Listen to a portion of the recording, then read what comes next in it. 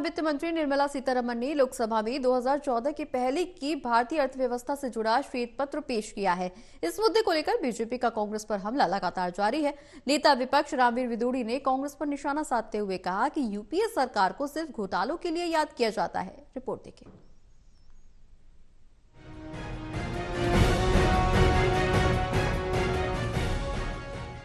2024 में होने वाले लोकसभा चुनाव के लिए बीजेपी ने पूरी तरीके से कमर कस ली है। केंद्र सरकार के द्वारा जारी हुए श्वेत पत्र को लेकर बीजेपी अब जनता के बीच जा रही है।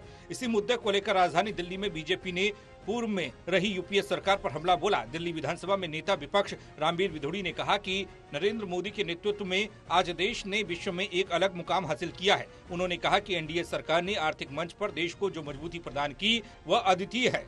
यूपीए सरकार पर हमला बोलते हुए रामवीर विदुड़ी ने कहा कि उस समय आर्थिक संकट में फंसा हुआ था देश और भ्रष्टाचार अपने चरम पर था, लेकिन मोदी सरकार ने पूरी तरह से इस स्थिति को बदल डाला। ये जो व्हाइट पेपर जारी किया है भारत की फाइनेंस मिनिस्टर आदरणीय सीतारमण जी ने, तो लोगों को यही बताने की कोशिश है, प्रयास है कि डॉक्टर मनमोहन सिंह के समय में देश की अर्थव्यवस्था कैसी थी, भ्रष्टाचार चरम सीमा पर था, पूरी सरकार भ्रष्टाचार में लिप्त थी, उस सरकार के मंत्री भ्रष्टाचार में लिप्त थे, देश की अर्थव्यवस्था इतनी खराब हो गई थी कि दुनिया में भारत की साख बहुत गिर गई थी। और मोदी जी की सरकार आने के बाद आज देश की जो अर्थव्यवस्था है वो दुनिया में 5वें नंबर पर है और 3रे नंबर की अर्थव्यवस्था भारत बनने जा रही है। रामवीर सिंह विदुड़ी ने कहा कि वित्त मंत्री निर्मला सीतारमण ने लोकसभा में 2014 के पहले की भारतीय अर्थव्यवस्था से जुड़ा जो श्वेत पत्र पेश किया वो सारी हकीकत बयां करता है। उन्होंने कहा कि यूपीए सरकार में सिवाय घोटाले के आम जनता को कुछ हासिल नहीं हुआ। उन्होंने कहा कि आर्थिक तौर पर कांग्रेस शासनकाल में भारत बहुत पीछे चला गया था। रामवीर विदुड़ी ने साथ ही कहा कि मौजूदा मोदी सरकार में न ही घोटाले हैं और न ही विफलताएं।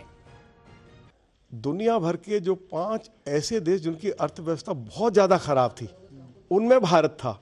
आज दुनिया के जो जिन 5 देशों की सबसे अच्छी अर्थव्यवस्था है उसमें आज भारत है।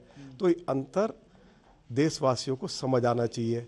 डॉक्टर मनमोहन सिंह सरकार के समय में दर्जनों घोटाले हुए, लेकिन पिछले 10 वर्षों में अपोजिशन के पास कहने के लिए कुछ भी नहीं है। हमारे किसी मंत्री के ऊपर, मोदी जी की सरकार के ऊपर, एनडीए की सरकार के ऊपर कोई भ्रष्टाचार का आरोप पिछले 10 साल में नहीं लगा है।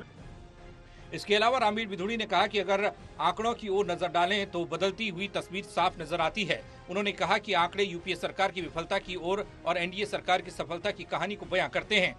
रामवीर विदुड़ी ने दावा किया कि आने वाले लोकसभा चुनाव में दिल्ली की जनता एक बार फिर से सभी 7 सीटों पर बीजेपी के उम्मीदवारों को जिताएगी। उन्होंने कहा कि भले ही आम आदमी पार्टी कांग्रेस से गठबंधन करे या वो अकेले चुनाव लड़े, लेकिन जनता ने मन बना लिया है कि वो वोट प्रधानमंत्री मोदी को ही देंगे। दिल्ली से प्रणय शर्मा, टोटल न्यूज।